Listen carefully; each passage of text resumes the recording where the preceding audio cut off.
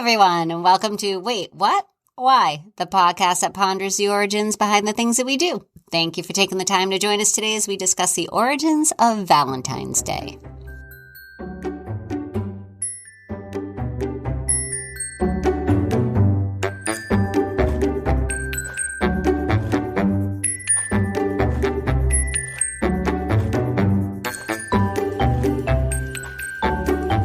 I'm Nicole Gallagher.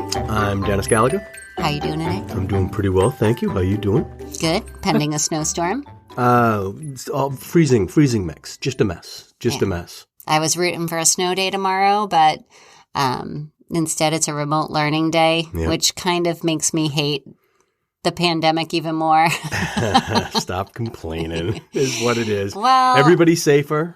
They don't get at least tomorrow they're not missing a sledding day. No. We've had remote days that should have kind of been snow days in recent past that the kids would have been out sledding on a hill, right? Parents are pulling their kids out of school. And I do appreciate. But tomorrow, if it's slushy and nasty like they say. I do appreciate not having to take an extra day in the summer, but it's fun to have a just unexpected day off, and that doesn't happen. And remote learning it's just not my favorite way to teach. I'd rather be in the building. Oh, 100%. And I've had my share of snow days or days off of work, through the years because you can. So, and you look forward to it. It's even though you end up burning up some of your personal time, it is what it is. You still take the mental health day, right? Right. You don't get the mental health day tomorrow, babe. No. I'm going to have to be remote. You are remote teaching. But those kids will be glad you did. They will be. No, they wish they were sledding. No, I know, right? Right. Yeah. So anyway, sidetrack. Yeah, hopefully all of you are safe in the, with storms better weather than we have. Yeah, better than New Hampshire weather. Goodness. The East Coast has been slammed over the last week or two. So I think for three plus weeks anyways, we've been very much below temperature, and so any weather we've had has been bad, whether it's rain or snow, been bad. But when this airs, it'll be, I think, February 10th. Oh, so we're going to have early spring by next then. week. Puxatawny Phil said no. Oh, that's right, the groundhog. 6 more weeks of winter. Yeah. He's like a place kicker, that guy. You know what I mean? He's either your hero or he's the GOAT. You know what I mean? It's one or the other. So this year he's the GOAT. Does anyone ever root for more winter? No one ever does. No. But anyway. I have some friends that do, but no. Mark Landry does, by the way. Mark Landry. To shout out to Mr. Landry. Shout out to Landry. Yeah, he is a winter person by far. I don't mind the winter at all, but I would love it even more if I had a random snow day here. Not going to happen, sweetheart. Yeah, the problem is you're remote, sure, but you still have to do all the cleanup and all the other stuff that goes along with it. And, whatever. So I'm done complaining. Yeah, just doing your job, really is what it is. Just doing your job. Sorry. No one feels bad for you. So hopefully the weather's better when this airs, and we're leading up to Valentine's Day, which is the topic of this podcast, episode 12. Okay. And I'll just start off by saying I'm not a big Valentine's Day fan. Just because it's commercialized. Yes. It's not because you don't love me. I love you immensely. Okay. However, you have every other day of the year to show it. Why do it on the day when everything's jacked up 50%? Well, I don't know. Are you gonna teach us here about why you do it? Are there some weird traditions behind that? It's fun for kids. Is it just about candy? No, I think it's fun to, for kids, that you make out the little Valentine's Day cards and have a little Valentine's Day party. And I think that stuff's fun. But as adults or young adults and young teenagers, it has, so much more of, there's more implication to it, and it becomes. I mean, it's a holiday that's almost stressful. The holiday that's almost just about you're forced to. I say force is the wrong word. You're forced to acknowledge that you care about someone, and maybe you just take each other for granted the whole year round. But Valentine's Day comes around, you send a Valentine, even when you were a little kid or something, right?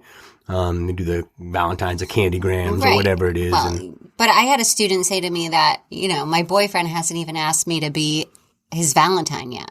And I was like, well. Oh, so there's angst. I was like, is that a thing? Really thought of that. If you're dating, do they still have to ask you to be, isn't it automatically assumed that you are? No, I haven't forever. So I feel like it has more meaning to some people. Sure, that's fair. But I think it's fun for kids. It's a great little holiday for kids.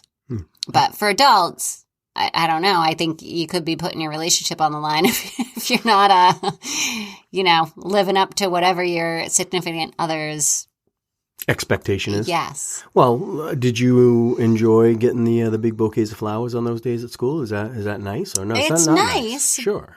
But it's inordinately expensive. I understand. And flowers die.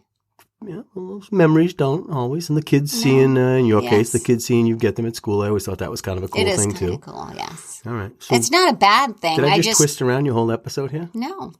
Because I'm not even going to talk about it. I'm going to talk about the history of St. Valentine's. All right. Well, good. Should we just dig in now? No, I'm not egging you on that way. I feel like we're all over the place already. We're talking. This is what we do, right? We're 5 minutes in. We're just getting our groove going. Yeah. Yeah. Right.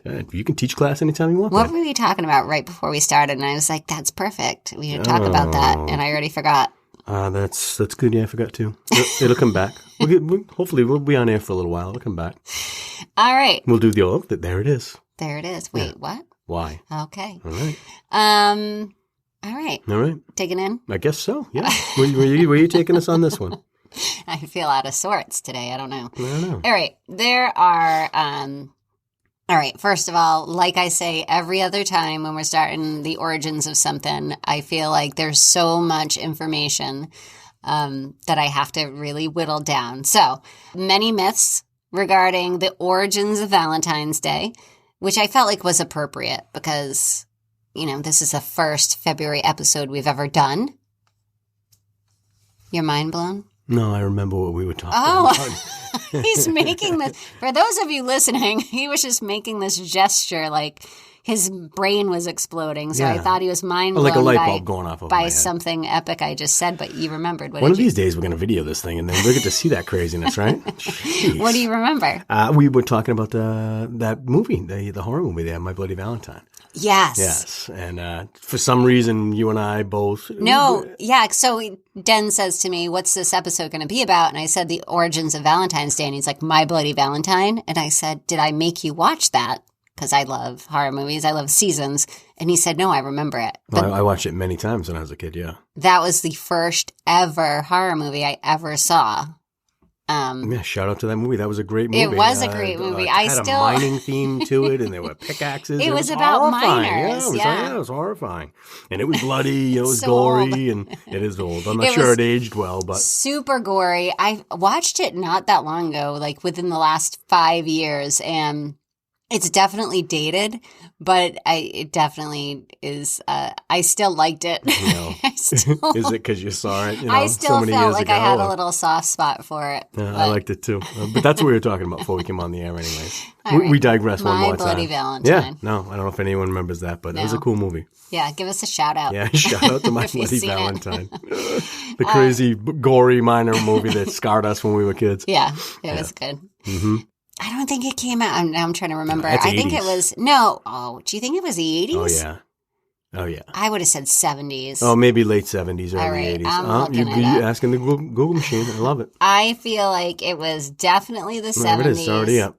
Oh, it looks like they remade it in 2009. Oh, geez, look at that. So people may know the newer one. We're talking about the old one. I think 81. it was 1981. You were right. So exactly right on the money. Late 70s, early 80s. Yep. That's funny. Yeah, I remember it. I was 11 to give away my age in 81. Yeah, I was 11. And it was jarring. That movie was jarring. I was 7. Hopefully you didn't see it for a few more years. Oh, my gosh. Oh, no. Diane and the Forbidden Closet was letting you watch that stuff. Come on. I remember my mom was, I feel like she was a horror movie fan. Oh, she might have been. And we watched that. Or, I don't know. Whatever. Classic. Anyway, it was classic, and I lose that bet again. But you're the teacher. You can teach us class. They're not learning anything from me. They learned that it came out in the 80s. Yes. And I was wrong. Well, they learned that I guessed lucky. That's what it is. I guess lucky. Very talented at lucky guessing. All right. Teach Going us. back. Yep. All right. So. Lots of sources, lots of information. Lots of information about Valentine's Day. So apparently there are a lot of people named Valentine way back when, especially in Rome.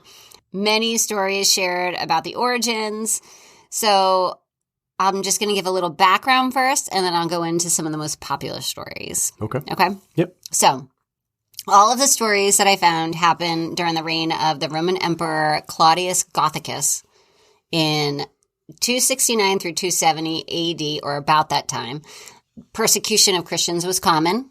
It was still a pagan belief system. And Claudius II was known for his military prowess. Prowess. Would I say prowess? Yeah, there was an N in there. I'm sorry. Prowess.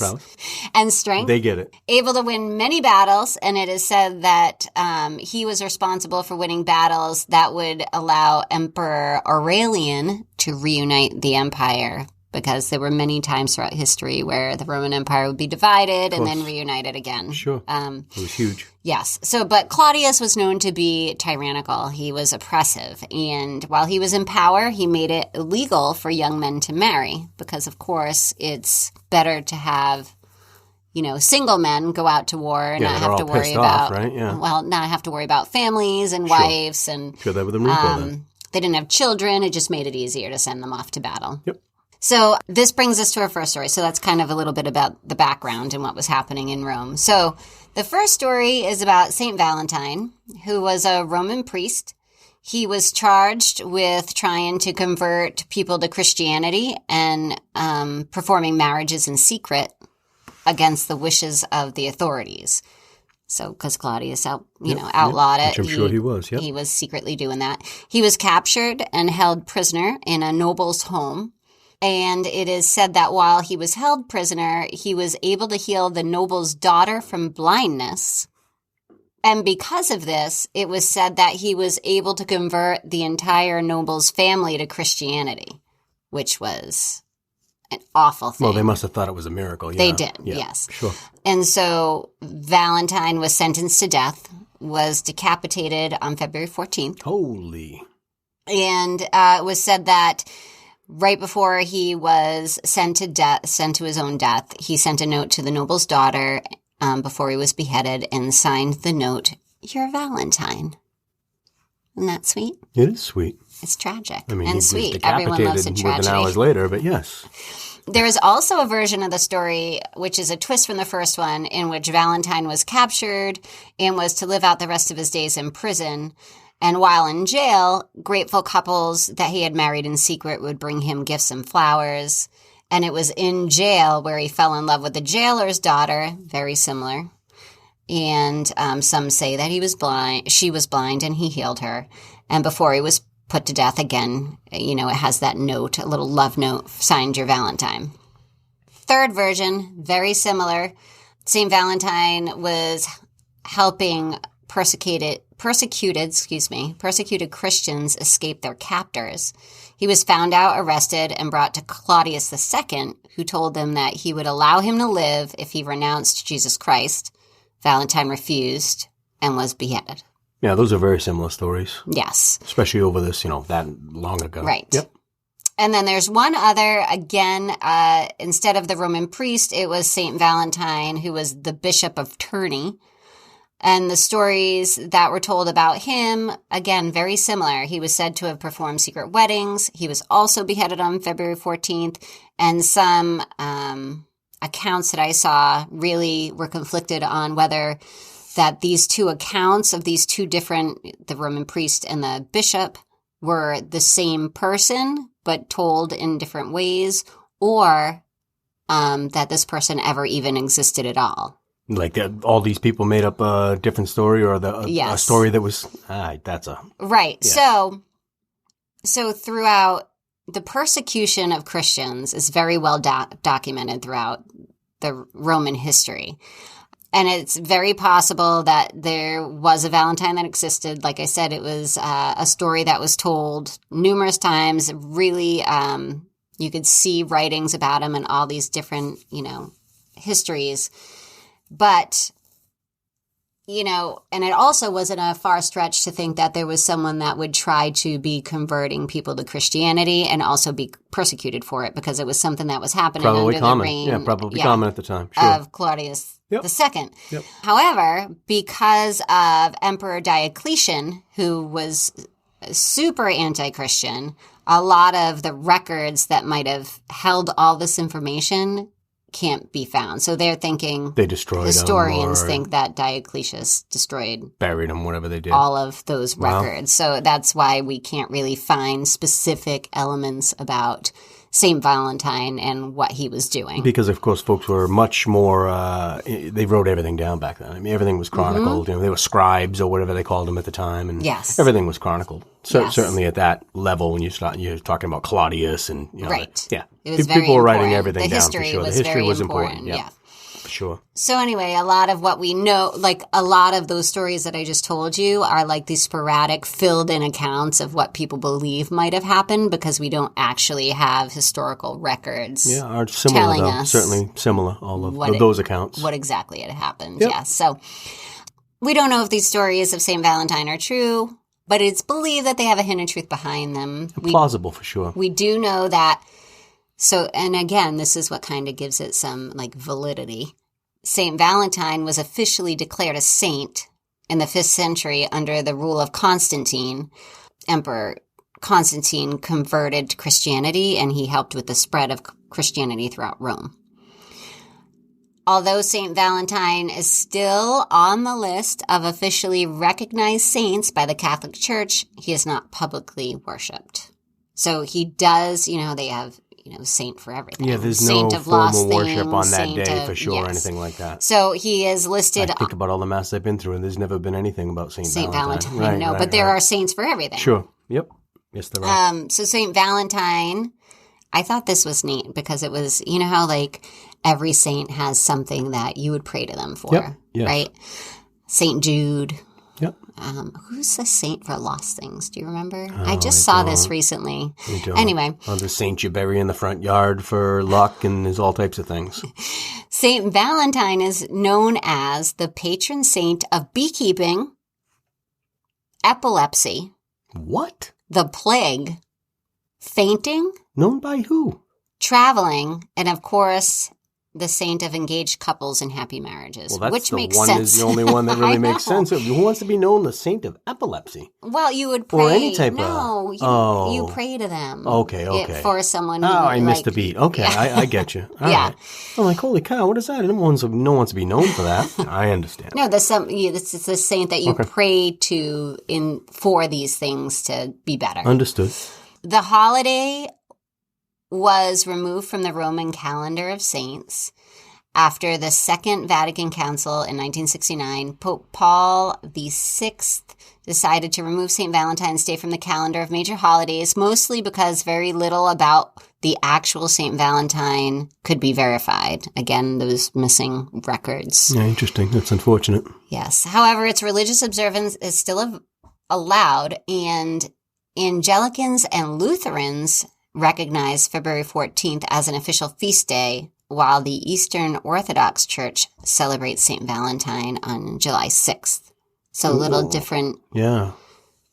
That's history interesting. behind that. I also did not know that different religions celebrated it on different times, depending. Nor I mean, did I. I don't know why that didn't occur to me. Of course they do. But because they have different. Different interpretations Yeah. of writings and whatever, different traditions, sure. So some believe that Valentine's Day is celebrated on February 14th to commemorate The beheading. the beheading of the famous Saint Valentine. Poor guy. Others believe that Christians decided to put this holiday in the middle of February in order to Christianize the festival of Lupercalia, which was a Roman festival. Interesting. So we love Roman festivals. You mean like toga parties and stuff? Yeah, they party. Romans party. Oh, yeah, no doubt about it. So Lupercalia, again, could be its whole entire episode. Maybe next February we'll have a whole episode on it because it is hell of a party? lot. Wow. It is a lot to take in. Oh, It I've never heard really of it. is. I've never heard of that. And I feel like, I don't know, I feel like this is a very believable that Christians would do this to try to get rid of the pagan festival because Christianity was spreading because of Constantine, and it would make sense for them to say, all right, well, this is a pagan festival that happens in the middle of February. We have these backstories of St. Valentine. Let's kind of mesh them together and try to push this new holiday. Change what it really means, I guess. So Lupercalia, a little history. Sure, yeah, on bring Lupercalia. it. That's what we're doing. It was celebrated on the 15th of February. A day after. In honor of the god of agriculture, Faunus, and the founders of Rome, which were Romulus and Remus. Yep. Yes. Again, a lot of information. I'm going to give you the really glossed over version because, like I said, it can get pretty heavy. Sure. We're having fun. To begin the festival, this is Lupercalia, members of the Lupercalia, I think I'm saying that right. I don't know. That's a great name. Members of the Lupercalia, which were Roman priests, pagan time though, not like Catholic priests, right, would gather at a sacred cave where the infants Romulus and Remus, the founders of Rome, were believed to have been cared for by a she-wolf or a lupa.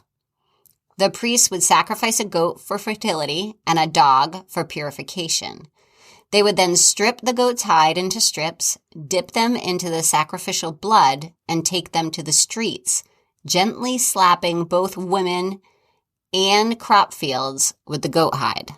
That is one of the most bizarre things I've ever heard. Continue. That is nuts. Again, there are some graphic details about this. God dang, we're civilized. This is the glossed over version of this. I just thought of my dog and cringed. Yeah, go ahead. So far from being fearful, like you would think, all right, these women on this day might be like fearing for getting slapped with this hide soaked in blood. Nuts though, right? That's crazy. The Roman women welcomed this. Yeah, different time, really. Because it was believed that if they were hit with this blood-soaked hide, it would bring them fertility in the coming year. Also making sense why they would hit the crop fields to have fertile crops. Yes. Right? Someone was a heck of a salesman on that one, I'll tell you what. Go ahead. Later in the day, according to legend, all the young women in the city would place their names in a big urn. The city's bachelors would each choose a name, and they would become paired for the year with their chosen woman. That would make it a lot easier, wouldn't it? And these matches are often ended in marriage. No kidding. Again, different time. Who wants the name pulled out of a hat? It's like the Hunger Games, right? Except Romans, not. Except for love and marriage instead of hunting fighting people to your death. Yeah, a little different. Same, but different. So, fertile crops, fertile again, women. there's a lot to that, but that's kind of the version we're going to go with for today. That's nuts. Pope Gelasius declared Lupercalia an unchristian holiday and made Valentine's Day an official holiday at the end of the 5th century. It wasn't much after this that the day became associated with love. Some credit, because obviously, it what we know it, sure. Right? Yep. Love, chocolate, candy, flowers. Yep. Some credit Geoffrey Chaucer, I think I'm saying his name right, Geoffrey Chaucer, an English poet in the 1370s, with being the first to write a Valentine's Day as a romantic day. He published a poem titled Parliament of Fowls, in which he writes, quote, "For this was on St. Valentine's Day, when every bird comes here to choose their mate." Very similar to the pagan holiday of Lupercalia, but also kind of relating it to love. Mm-hmm. First time in writing that Valentine's Day was written about. Yep. During this time period, many authors, including Chaucer, wrote about the romance between knights and noble ladies who could never be together, mostly because they were already married, creating stories of love triangles and obstacles that kept true love apart. Which is what happens when you draw names out of a hat. Right. Right. Because I don't well, like those you, were they were I supposed like to be them. single. Right. Well, it doesn't sound like that worked out. But these created that love triangle drama. You know how back then, romantic tragedy was a thing. They loved to write about that. During the 1400s, inspired by these authors, nobles started writing their own poems to their loved ones, maybe for fear of losing them to a knight. Maybe. Maybe.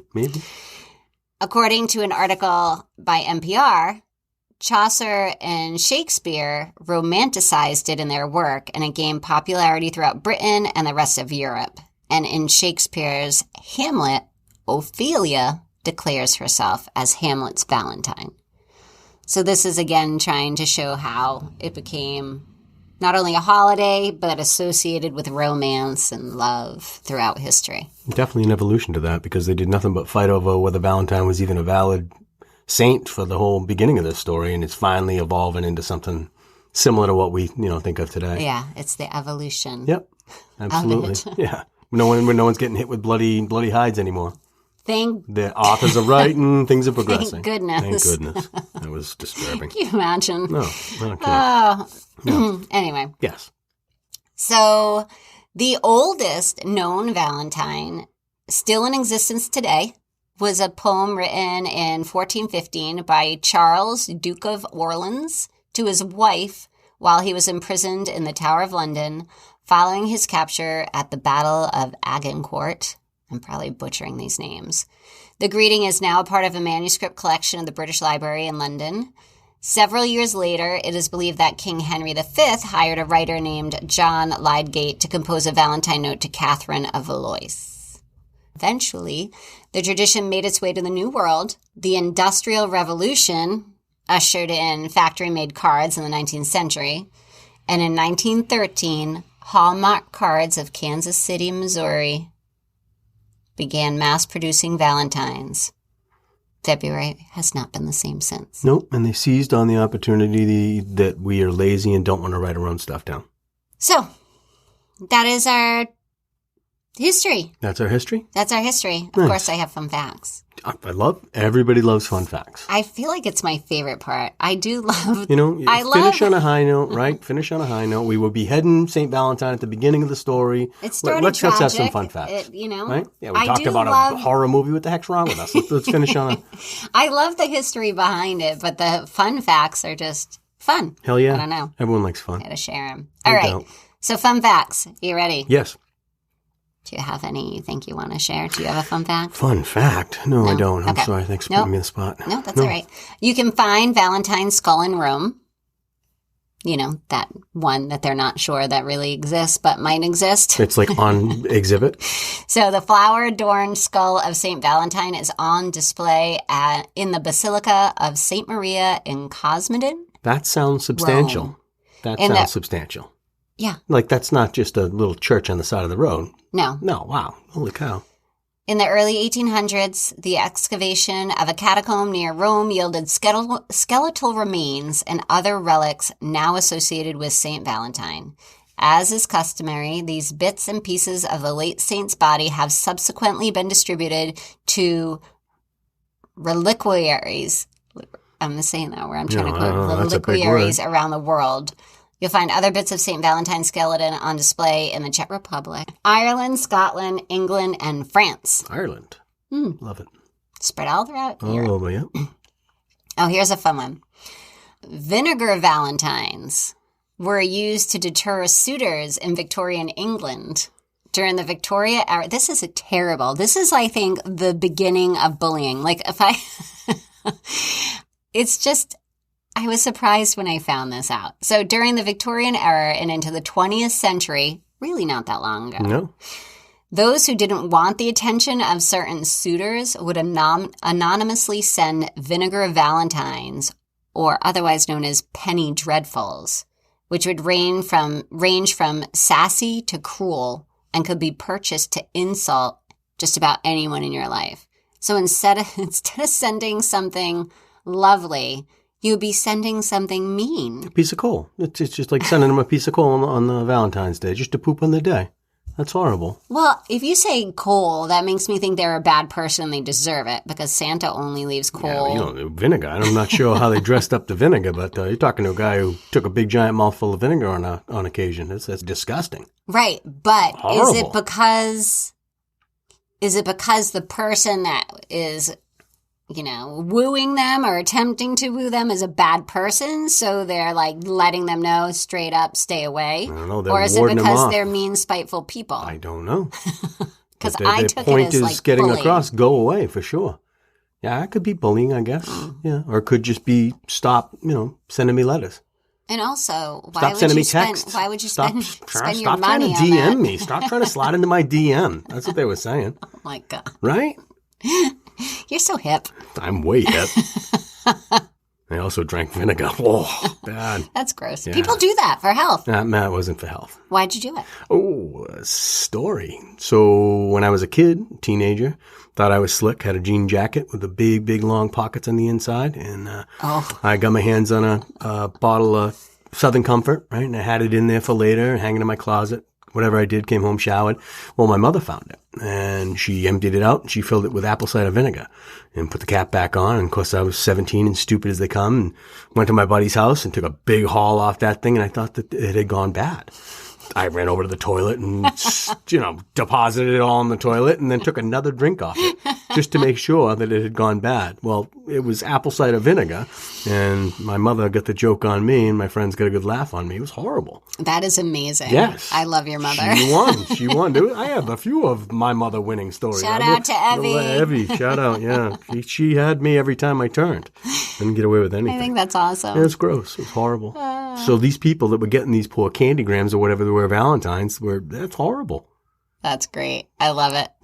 Thanks for bringing that up. I love that. I think you're that's welcome. amazing. All right, another fun fact. Candy hearts were originally medical lozenges. Why is that? In 1847, Boston pharmacist Oliver Chase invented a machine that simplified the lozenge production process, resulting in the first candy-making machine. After identifying an opportunity to revolutionize the candy business, Chase shifted his focus to candy production with Necco wafers. Which I know exactly where that place is, or at least where it is today. Yes. Yeah. Yep. But it wasn't until 1866 when we got the first sweet printed messages on conversation hearts. And actually, when I was reading about this, the conversation hearts were like big, and the messages were like long. So it was Oliver's brother, Daniel Chase, who started printing sentimental messages on the Necco wafer sweethearts. And they were phrases such as, like, married, quote, married in white, you have chosen right, unquote. Or, quote, how long shall I have to wait? Please be considerate, unquote. And I loved that. Different time. That is a lot to print on a candy. Yep. So I thought that was amazing. It's funny because the only writing I can remember on Necco wafers is very short. Like, Yeah. It was one word. Yeah, it's like two be words. mine. Yeah, absolutely. And I'm going to end with this last little one because I never heard of this before. And I thought for all of you single listeners out there, maybe you'll appreciate this. There is an official Valentine's Day alternative for singles. It's called International Quirky Alone Day. And I feel like that's a terrible name for it. They got to rename that. Because just because you're alone doesn't mean you're quirky. Right. I mean, we're all quirky. quirky. No, you're way quirky. Yeah, well, you're quirkier. So International Quirky Alone Day is the holiday for single people on the same date, February 14th. It's not necessarily anti-Valentine's Day, but rather a moment to celebrate self-love and platonic relationships. And it has been celebrated globally since 2003. In bars. So we're coming up on almost, 20 years? Coming up on it, yeah. And I've never heard of it Neither before. have I. So does anyone out there celebrate? You haven't been Quirky single Alone Day? since 2003, not for nothing. Well, okay, that makes me Right? feel really old. Neither of us have But been you single. would think you'd still hear about it from somewhere. Yeah, you would think so. I mean, we're quirky. Do any of our listeners celebrate Quirky Alone Right, Day? absolutely. Have you ever heard of Quirky Alone Day? Is that really a thing, or is this some random fact that I'm just finding in the interweb out there? And how long will it be if it isn't already where they'll unfortunately commercialize Quirky Day as well? Right. You know what I mean? And they'll have to give them each other. I love quirky. I feel like every day You'd should be getting Quirky big, Day. big bouquets of flowers for your friends. Everyone's quirky. Every single person. And Yes. that's what makes us all amazing people. Yeah. What I say, if we were all the same, it would be boring. Would be boring. That's right. Difference cool. Mm-hmm. Nice. All right. Yeah, So love it. before we go, I actually have a lot to say. Okay. So hope you all learned a little bit about the origins behind Valentine's Day. And in case you are wondering what to get for your loved ones, because this comes out a little bit before Valentine's Day, I say skip the box of chocolates because 50% of the chocolates that are in there, no one likes. No one likes those orange what is that? filled chocolates or those weird filled chocolates that come in those heart-shaped boxes. You can skip that. You can also skip the flowers because they're marked up like 30% on that day. And they just die. Sorry, flower industry. Yeah. There's no reason for it. You know, if you're going to sell flowers, just sell flowers. You don't have to mark them up for a special holiday. Agreed. That's terrible. So how about an American-made product that makes your loved ones smell amazing, but also helps save the environment? So Den and I have recently come across a product from Redbud Suds. Yep. It is a 4-in-1 soap that not only smells amazing, but is environmentally friendly as well. And we love to do everything we can to save the environment. It comes in a variety of scents, such as citrus sunshine and kick-ass lemongrass. Mm-hmm. And what did you have? I forget, but I wish I had kept like the box so that I could remember. It was very good. It was very good. Very good. It smelled amazing, and it comes with a shoofa. So a shoofa is a reusable like loofah. So it's this little kind of sack that you put the soap in, and it acts as a loofah, but it's reusable. You can use it over and over again. It doesn't like hold germs or anything like that. These soaps are super sudsy, have no preservatives, sulfates, or parabens, no plastic packaging, and they're just amazing. And it's a 4-in-1 soap, so you can use it as a shampoo, you can use it on your body, you can use it for shaving. And I was telling Den that when I first started using this, I was a little skeptical because I have sensitive skin, I'm very picky, I have face soap, I have hair, shampoo, I have conditioner, but I truly use this product like it was intended to, and it worked wonderfully. I love the smell of it. It's great on my skin. And it saved me like time in the shower. Yeah, you said that with your very first shower. You're like, oh my God. It was like the fastest shower ever because I didn't have to like open all these other products and use them. It was like a one product use. So it would make it great for travel. Anyway, can't recommend it enough. Yep. And I am, I'm bald, so I use bar soap for my whole body anyways. I don't have those different products. And so it was perfect for me. I didn't miss a beat as far as that was concerned. But no, I was very happy with it. Yep, very happy with it. I felt great on my skin, felt good afterwards. Citrus Sunshine is my absolute favorite scent. So this is a great gift to get for your loved one, whether it doesn't matter, male, female, whatever it is. I think they would love this gift. Yep, 100%. Yeah, so if you are willing to try it out, which I strongly encourage you do, you can get 15% off your first order with code WAITWHATWHY. And so that is redbudsuds.com.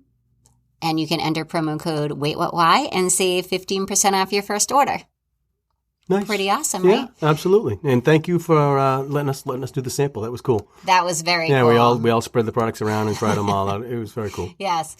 So on that note, don't forget we have our Patreon account where you can support us and become a super fan of our podcast. We would really appreciate that, and you will be sent some cool Wait What Why swag from that.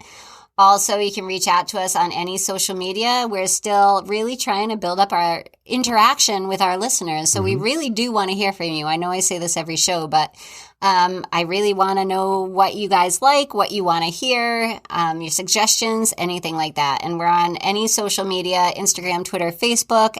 Our handle is at waitwhatwhypod. You can always email us at waitwhatwhypod@gmail.com. And you can help us by rating our podcast, leaving a review, sharing it with anybody. We would greatly appreciate that. Greatly appreciate it. Yeah. So thank you to Francis for our podcast artwork and all of our listeners for your continued support. Happy Valentine's Day. Happy Valentine's Day to everyone. Yes. Yes. Bye. Even the quirky folks. Especially the quirky. Especially the quirky folks. Bye. Bye. Next time. Bye-bye.